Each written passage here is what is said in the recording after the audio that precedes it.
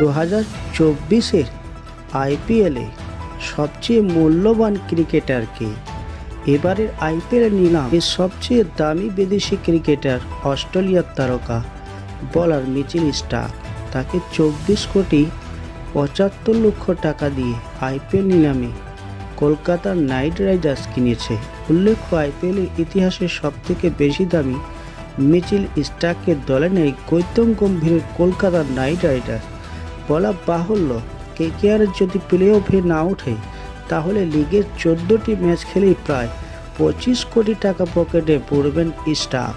14টি league ম্যাচের জন্য 24,75,00,000 টাকা, মানে প্রতি ম্যাচের জন্য স্টার্ককে 1,78,571 টাকা পাবেন। অর্থাৎ তিনি 2024 আইপিএলে প্রতিটা লিগ ম্যাচে 4 ওভারে বোলিং কোটা পূর্ণ করলে ওভার পিছু 44,19,642 টাকা পারিশ্রমিক পাবেন।